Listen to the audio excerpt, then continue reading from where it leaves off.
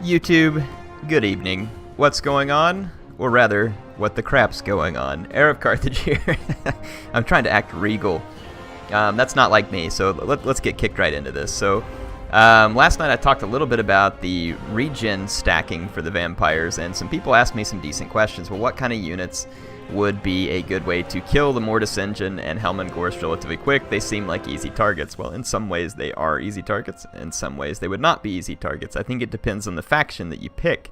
If you pick the Empire, I think that they're an easy target. And let's test a few different units that might be a good way to target them out. So one of the first units that came to mind was the Hammer of Witches, which is a new unit that was added by the Empire. It has a huge bonus versus large. And it's a cannon, so it's long range. Should be pretty good against large units.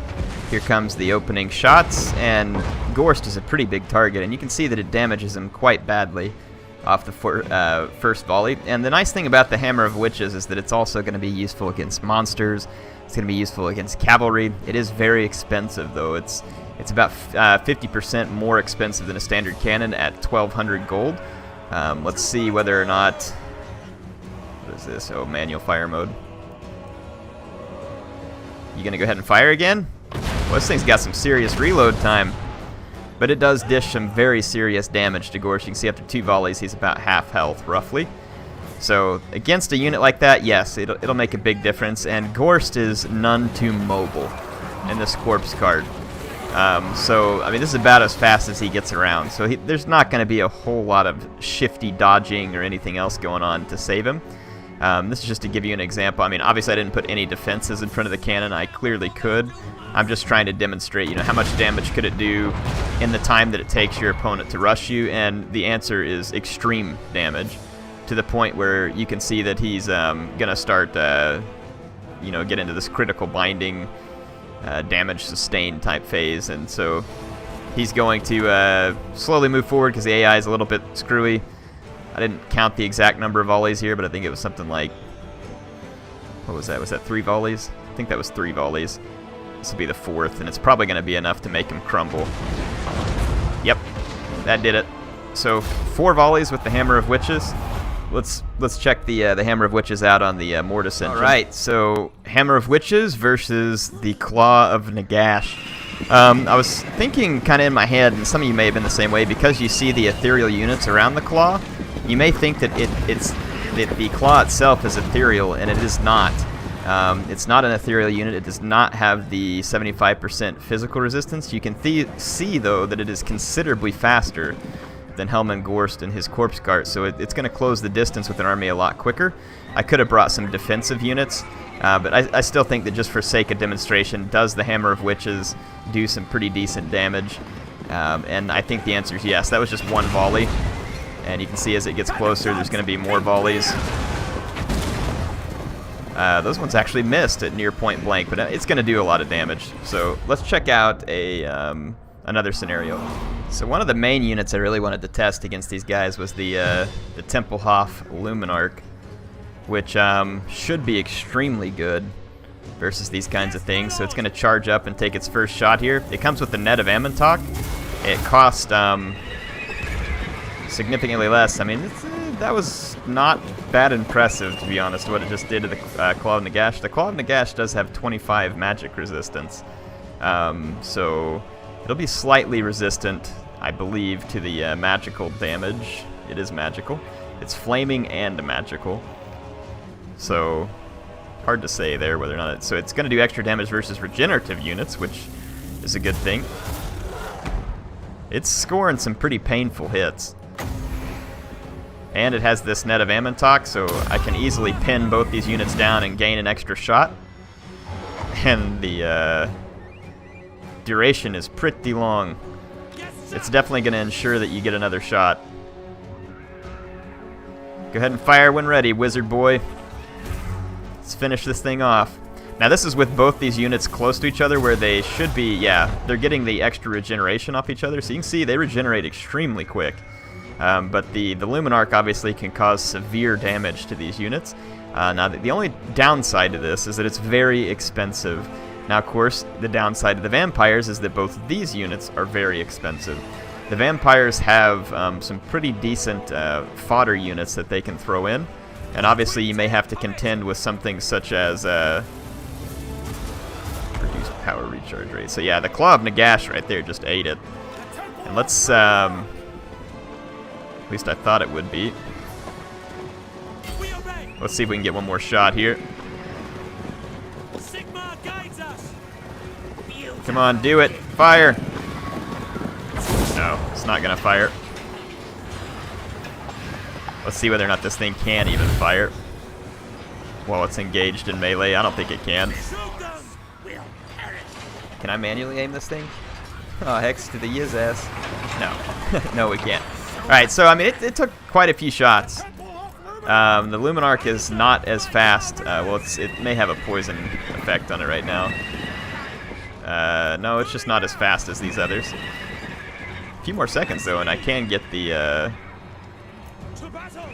Net of Amontok. Oh, look, he raised a unit of Graveguard. Clever girl.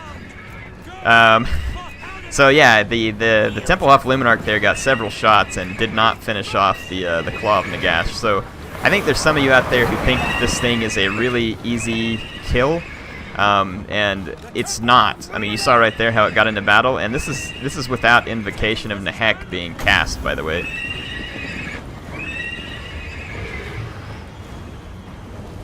Is there some reason why can I not cast it while I'm inside the radius?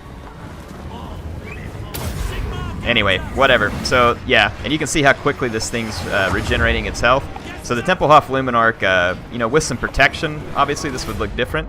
And I can show you how many shots it'll take, so let's set that up. So last time I shot at the Claw of Nagash, and it was a little bit harder to kill, so the question would be, is Gorst the better first target? So I'm going to pop him with the Luminarch here, and we'll see how it does against Helmund Gorst first. Well, that thing looks nasty. Yeah, so it does do quite a bit more damage, it seems like, to Helmund Gorst, so he might be the better first target, because remember, the two of these guys are playing off of each other for extra replenishment, so if you can smack one of them off the field, the other one's going to replenish significantly less, and they're going to lose the effects of one of these. But I mean, again, they're replenishing at a pretty significant rate. He was down to almost half health, and he's back up to almost 3/4 health by the time it takes the Luminarch to take a single shot here. Now, 2 shots, Gorst is dead. So he definitely appears to be the better target if you're going to be Luminarch hunting. So the Claw of Nagash or a Mortis Engine in general seems like it's going to be your secondary target. Go for the Vampire Lord first, it would appear, because it looks like they're going to be more susceptible to the Luminarch. So it has, Gorst has fewer hit points, and he does not have any magic resistance. Wow, he just straight up missed that shot. I don't know how you miss a target that size, but apparently you can.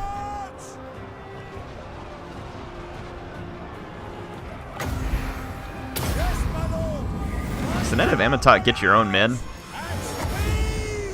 No. Okay. That's cool.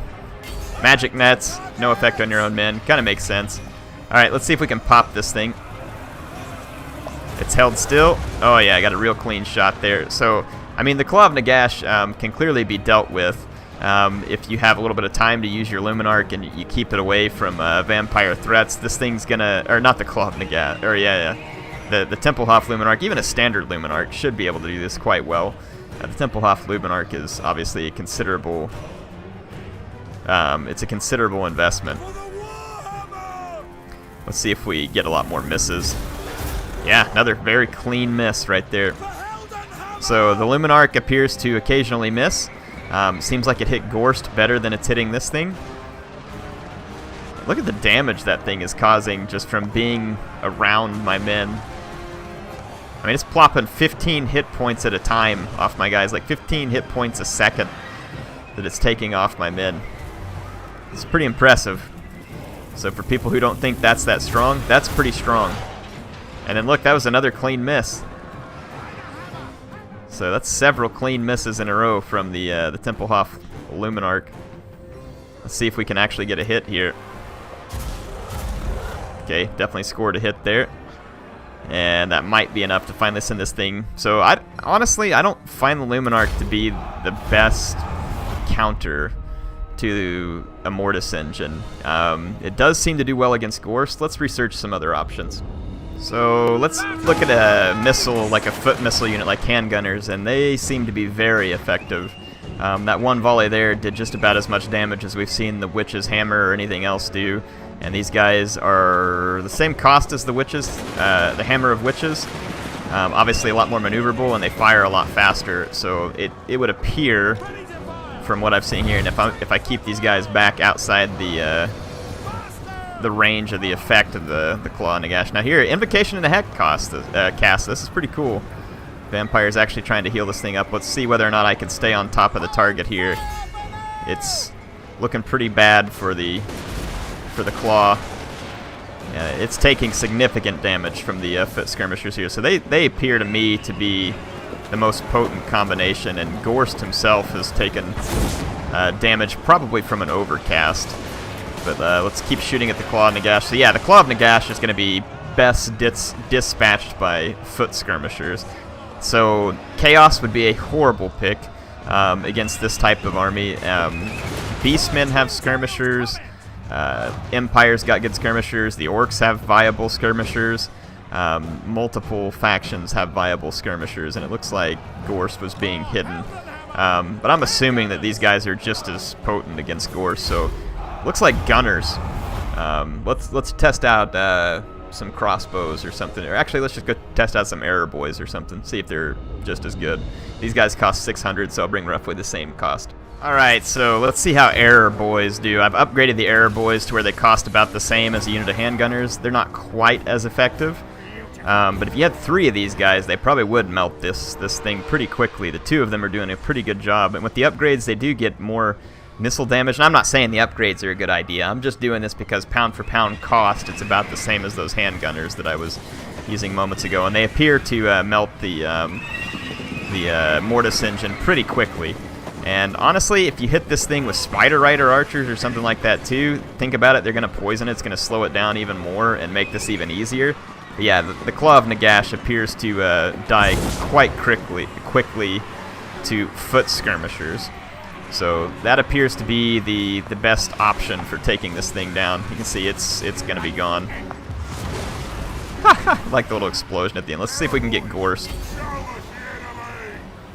Let's see how Gorst should also be fairly vulnerable to foot skirmishers, whether it's handgunners would probably kill him a little bit quicker because he has a little bit of armor, but I mean he still seems to be pretty susceptible to the fire coming off these arrow boys. And the thing is these guys have to remain close to the battle in order to damage your units and to support their own. So it is going to make them quite vulnerable to this because they can't stray far away from their vampire army, or else the army won't make any use of their special abilities. So foot skirmishers, folks, that's the way to go. Foot skirmishers. So wanted to make this video because people were talking about this in the comments and felt like it was pretty fair. Are there other ways to do it? Well, let's see. So I figure another pretty common way to attack this kind of thing would be a large, monstrous flying lord. So I've brought Leon Kerr here because he's got some pretty good statistics. He regenerates himself and should be a pretty good use against these units that are causing the permanent damage. You can see that he gets down here. He's going to cause some pretty significant damage against Gorst pretty quick. Gorst raised a Grave Guard. That's pretty hilarious. But we can just get away, and I can cycle back in for more attacks. And you could do this kind of thing over and over again. The vampires are going to regenerate, but you can see the maneuverability on a unit like Leon Kerr is going to be substantial. The ability to charge in and cause damage, and he himself is regenerating at a pretty significant rate. Oh, Gorst overcast something and it about half killed him, but you get the idea. The Flying King here is quite viable when it comes to landing some painful charges on these units and getting them off the battlefield, and being able to stay away from other vampire units that threaten it, and then also being able to recover a little bit of the hit points that he's lost. So Gorst is trying to heal back up back here, but this ought to be the killing blow here. So Gorst is out of the fight, so that's going to slow down their regeneration. And this is with the defense of the Grave Guard that I'm doing all this. And you can see that it's pretty easy to land your charge Let's see what happens if I just stay in combat with the Graveguard around and everything. Can I do enough damage to the Mortis engine? This thing's healing up the damage at a pretty significant rate. So, I mean, you can stay in melee against it, but I mean, when it comes to foot skirmishers, I'll agree with people. This thing melts like butter under foot skirmishers. But you can see that with a big monstrous unit, it takes a little longer than you would think. So I think, again, that Chaos is going to be the main one suffering at the hands of these types of armies, if these types of armies get used, because the only answer they have is monstrous units. And you can see that it takes significantly longer. It's definitely possible, and the Vampire player could have easily slipped away with this Mortis engine by this point. You can see the thing kind of hovers around. It doesn't get stuck real easy. And it's not super fast, but it's fast enough. So yeah, this thing is vulnerable to Flying Lords to a degree. I would say Gorst is the one who's more vulnerable to the Flying Lords because his low mobility. So anyway, like I said, hopefully this is a good follow-up for you all. I mean, I could test a bunch of things. I'm sure tons of units could kill these guys one-on-one, but I was just trying to test some of the ones that would be the most common or the most feasible counters that I thought people might bring. And I figured that Flying Lords, Artillery, and Foot Skirmishers were going to be the most logical ones. Anything else you all have tried out against this that you like? Like I said, so when I showed this, some people were saying that, well, this stuff's not OP because there's counters to it. It's not so much that I felt like it was just like crazy OP, and honestly, it probably is in campaign. But you know, against a player, sure, they can think stuff up, they can get around it. I'm proving that right here. There's ways to go after that. It's the 4 regen abilities on top of each other that I think is somewhat ludicrous. In a 3-minute fight, the vampires can easily hit their regeneration cap if they're using that stuff right. So that's why I thought it was a little bit ridiculous. Again, if you don't agree with me, it's fine. That's part of the reason why I make the videos, to have the discussion, and also to make a ludicrous thumbnail like I did with the ShamWow guy, because that's my #1 priority in life, really. Air's all about the ludicrous thumbnail. Nah, in any case, hope you all enjoyed this. Hope you thought it was a good follow-up. Feel free to discuss in the comments. Let me know if I got something wrong, like you frequently do. You all never let me get away with something that I do wrong. And that's fine. I like it. Hey, I love making these videos for you. Hope you all enjoy it. Please appreciate MSI for having sponsored the build that I am recording this on.